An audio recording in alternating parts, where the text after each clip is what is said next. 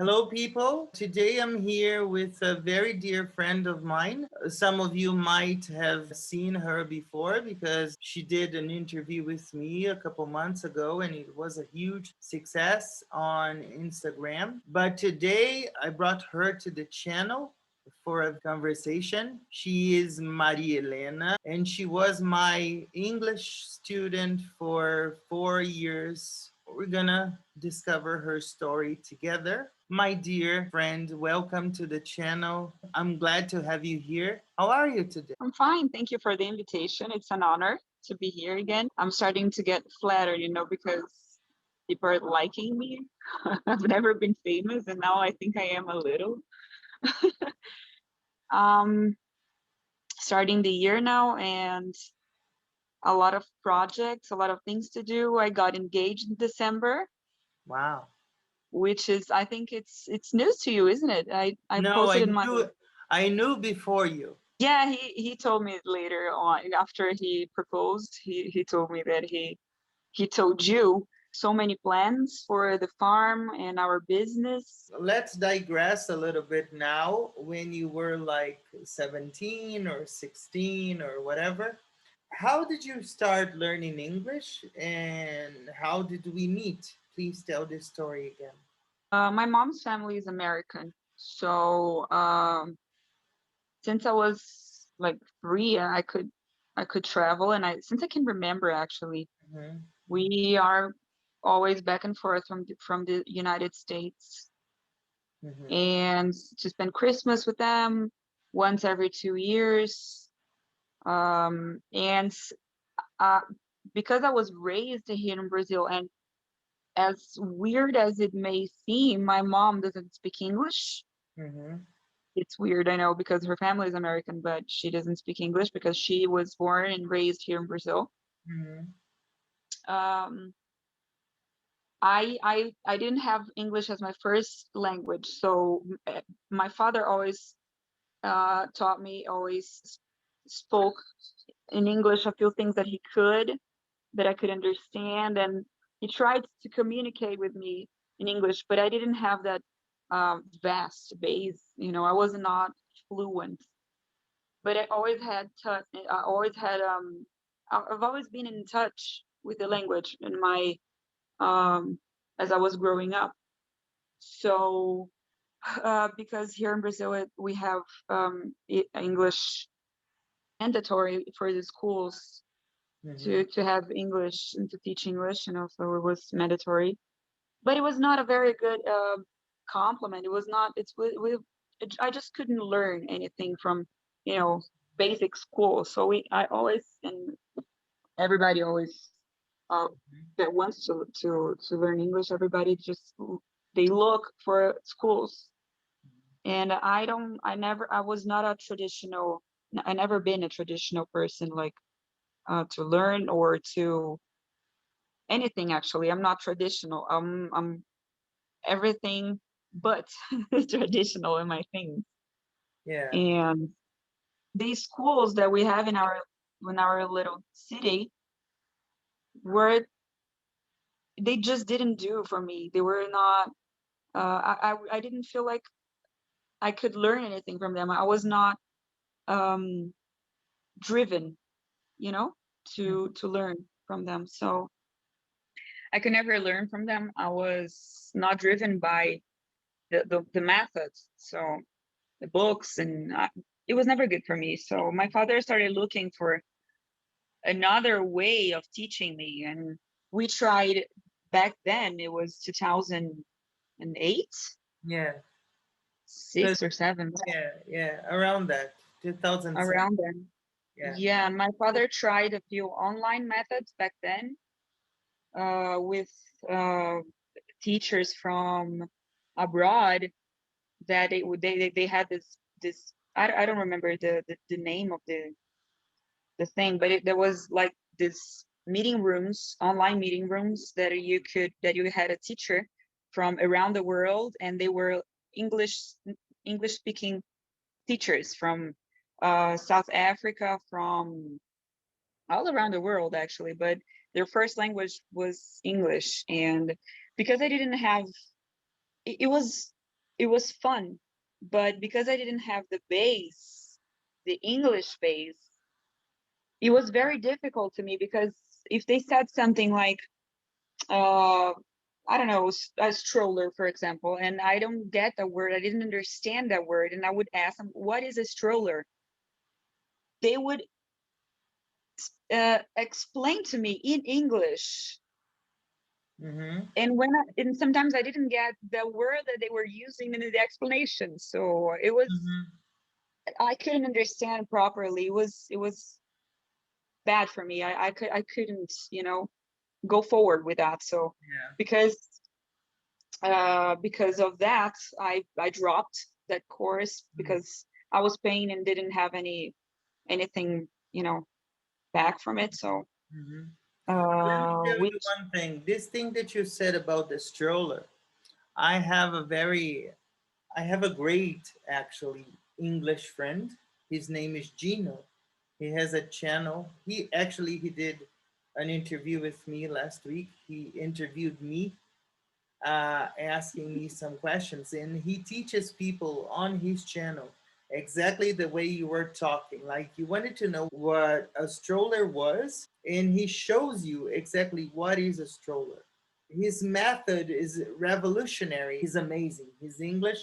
He's from Manchester. Hey Gino, I hope you are watching, my friend. Oh, nice. That's nice. I was going to tell you here is that sometimes I need back then, with the English I had, I needed a teacher that could teach me in English, that could speak to me in English, so I could get used to the language. I could get used to the sound of English in my ear. But also when I had a doubt, when I needed something, some explanation, a further explanation, or even grammar, which is a little more complicated than just conversation, Mhm. I needed someone that I could say in Portuguese, I'm sorry, I don't understand one thing that you were saying. Please translate to me. And then in Portuguese, you would come and tell me a stroller is something that you put up your baby, but in Portuguese.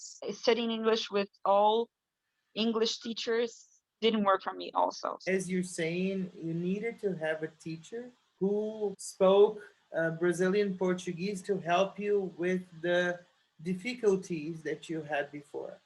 That's why you. Exactly. But a teacher that could explain to me in Portuguese, but was good enough in English, Mm-hmm, you know, mm-hmm, that could teach me a very profound and solid English base, mm-hmm, which is also difficult to find here in Brazil, because sometimes you have Brazilians that knows English but doesn't know how to teach, so, or doesn't know English that well. That was the challenge that my father had. So he kept looking, mm-hmm, and he found you. He heard about you because we lived a very small city, so everybody knew everybody, and he knew your family. And in the very beginning of VIP, he heard that you were putting this school together. I think he went to talk to you, didn't he? yeah. He got to know your method, he got to know your skills, and he said, I think that's the guy, I think that's the way. So go there, talk to him, and see what you think. And then I got to know you. I went to the school. He dropped me there. I remember that he dropped me in the school, Mm-hmm, and he kept waiting, at home. And then I went home, and he was like, so what did you think?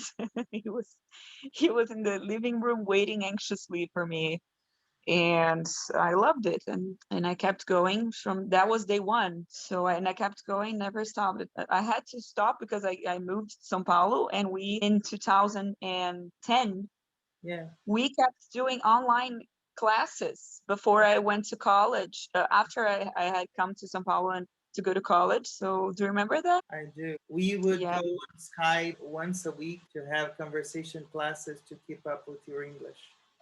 we were ahead of our time. Yeah, yeah. We were visionaries. But then, what is your major? What do you do? Oh, I am a biologist.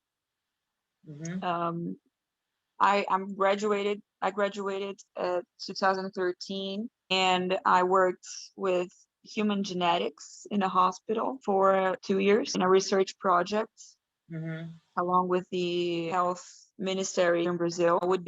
I was a researcher that I studied a very rare heart condition, that's a genetic heart condition that cause sudden death in athletes, in healthy people, and that they just die suddenly, and no one understands why. And those people, those families would send to me their blood sample so I could tell them, oh, you have this disease, you don't, so you have to seek for treatments Mm-hmm. like this and that treatment. So that was my first job. Yes. And then I went to, I unfortunately research, I don't think it's only here in Brazil, it's not valued as Mm-hmm. it should be. So I needed to, make money because I was starting my life. Unfortunately, in research, I couldn't. There was not a very good paying job. Yeah. So I went to work at PricewaterhouseCoopers, Mm-hmm. or PwC today, sustainability. My goal, actually, I signed in for the company for an environmental auditing position. Mm-hmm. But it turns out that the interviewer, she liked me. She was a director there, or a partner. She was a partner there, and she liked me. And she said, I work here under a hospital, and all that um, all that's about healthcare. So, uh, healthcare, and she said that she works with everything that comes around healthcare, hospitals, clinics, healthcare providers, public hospitals, everything that comes to healthcare. So she said, as I was working at a hospital before, she said, "Well, come work with me. I think we're gonna like it, and I think you're suitable for the positions." I took that job and I worked there 3.5 years, I think. I learned a lot with that job. It was awesome. It was amazing. But I always had a dream to work with agriculture because it's my father's job. He has a farm, and I grew up in that farm. So my life was there and has always been. I dropped that job to start working with my father, and he had other projects by that time. He didn't have time anymore to manage both his new projects and the farm. So he was getting so busy and so stressed out, and he needed help. He told me, I talked to him, and he said, "No, come work with me. Let's work together. You'll learn uh, things from the farm. Eventually will be yours. So it would be nice for you to get your hands on it." I've been working with him since then. I don't even remember the year it started, but now we are working together, and I think we're never going to stop. Professionally and personally, you are really fulfilled because you work with what you want. You have a consistent relationship right now. I think you are at the time of your life that you really enjoy. So, I think that happiness is not the word right now because obviously I'm happy, but and I've been happy my whole life. yeah. Thank God. Mm-hmm. I'm lucky. But the word now is fulfilled. Mm-hmm. I'm happy in every single part of my life. Yeah. My work, with myself, my health, Mm-hmm. my relationship. We just moved in together, and I think I'm fulfilled. Yeah, I'm there. Yeah. Let me ask you one thing. What was something that I taught you, or some things that I taught you, not only English wise, but life wise, that you remember fondly? A few things, but mostly to be more present, to just stop and listen. That's the first thing that I can remember, and to observe and understand the person who I'm talking to, Mm-hmm. and to put myself in their shoes. I guess that's the best one. The Mm-hmm. first one is to be present, and the other one is to feel like the person feels. Sometimes we don't have perspective from others. We live our lives based on our stories and our experience. Mm-hmm. And because of that, we may say things that for us, it's okay to say. We don't think about what we are saying because we have our experience, and we don't know if what we are saying it's going to hurt the other. Mm-hmm. Even if we think that we are saying only good things, we may be in our head, Yeah. we may be complimenting someone. Yeah. But sometimes we're doing it in a way that is not that gentle, that is not that appreciated by the person. And that's the thing that you taught me most, to stop and listen, to stop and observe and put myself in the other's shoes, you know? I didn't know that I taught you these many things because I Yes, it did. tell you, and that's very difficult when I'm stared at. And I was born disabled, and even so, it is very difficult. Although I have trained my brain, oh, these people don't know what you have, but sometimes people look at you. And when we had this conversation, because I knew you too well, and I know that you don't even imagine being prejudiced to someone. And I remember that now you said, oh, you taught me a very valuable lesson. And I said, thank you, because it was something personal, but it was a beautiful story. Thank you for letting me know that I taught you some personal stuff. I never imagined that I could teach you to stop and listen to the other person or put yourself in someone else's shoes. Absolutely. But what is the most memorable moment that you have from studying with me? Like something that you remember very fondly that you during classes now, not personally. Wow. The thing that came to my mind now, but it's not about English. It's something else again, but I'll come back to that. When Talita got pregnant the first time, Yeah, she was dealing with pregnancy stuff, and we were together and having our class, and she was getting pregnancy sickness. yeah, And she came to the room. She opened the door with that face like, you know. She opened the door and she said, I can't stand anymore. Everything's making me sick. yeah. And it was just like me and you in Uh-huh. the room. And you Uh-huh. said, it's okay. Come inside. Let's stay here with us. There's no problem. You don't need to go out. And Yeah. she said, I can't stand this. I can't stand here too. And then she pointed at me and she said, her perfume, it's killing me. And she closed the door and walked away. And we're like, what? Because when she got pregnant with Junior, she couldn't stand like even with No. João Otávio, the younger one, she couldn't stand strong smells and yeah. I remember that like it was today.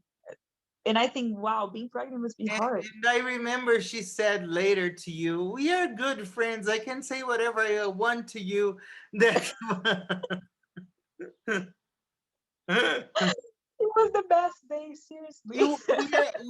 we are the best of friends. I can say whatever I want to you, and then the three of us laughed, and she felt better, and it was really nice.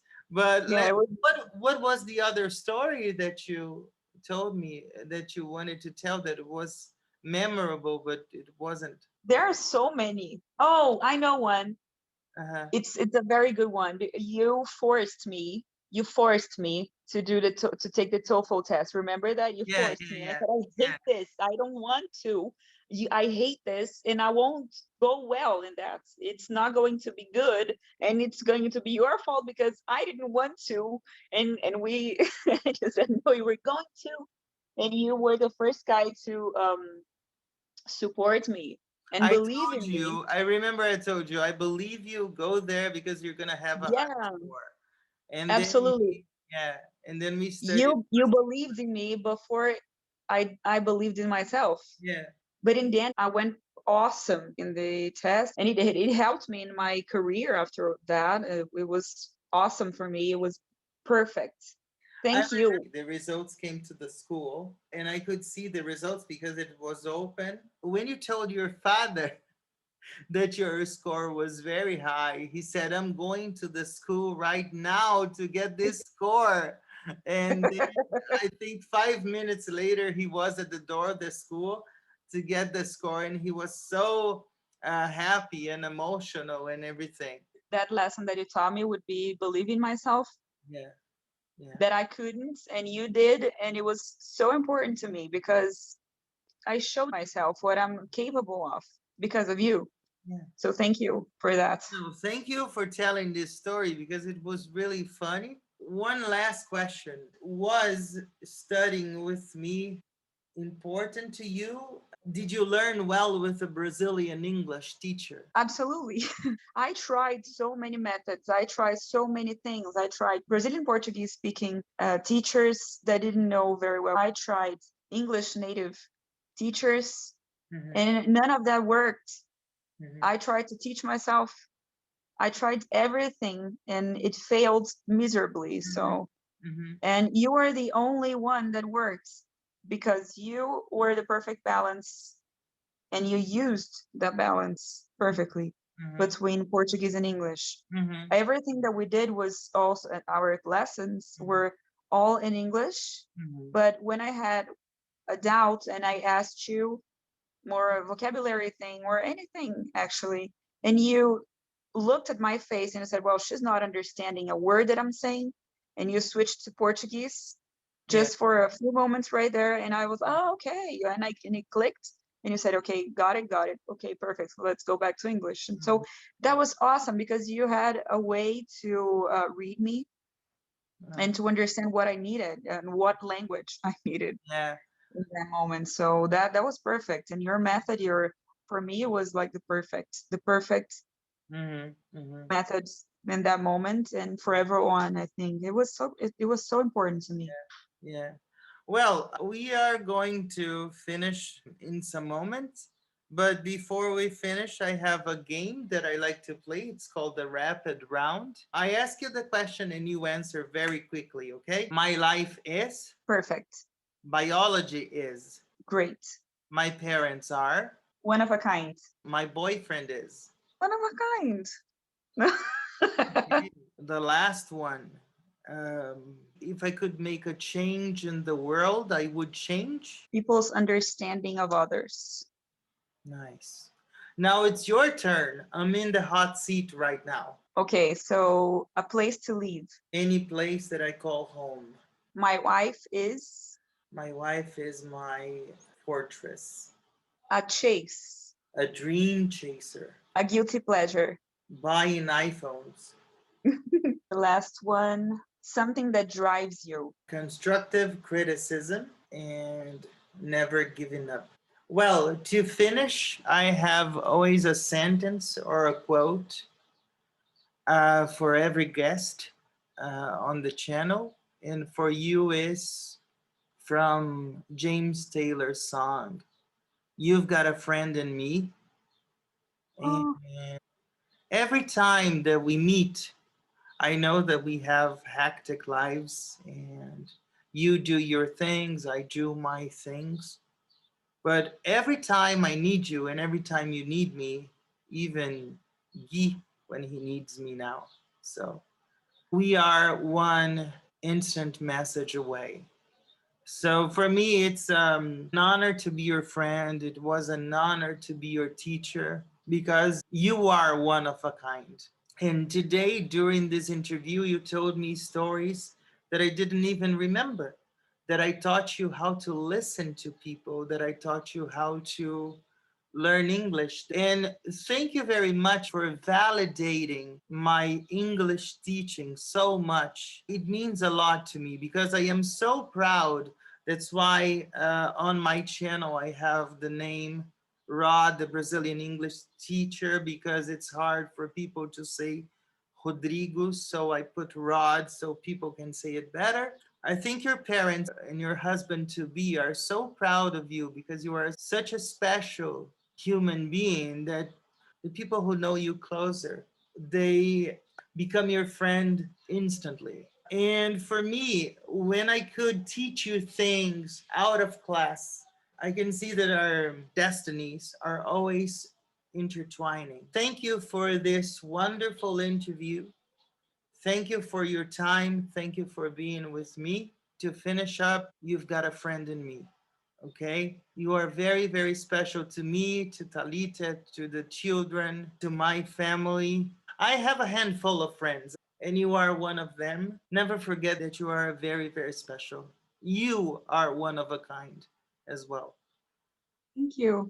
Thank you for that. And thank you for inviting me. And I will be here whenever you need me. As you said, I am one instant message away, always. Thank you so much. Thank you, everybody, for watching. I hope you have liked this wonderful guest that I had for you this week. See you next week.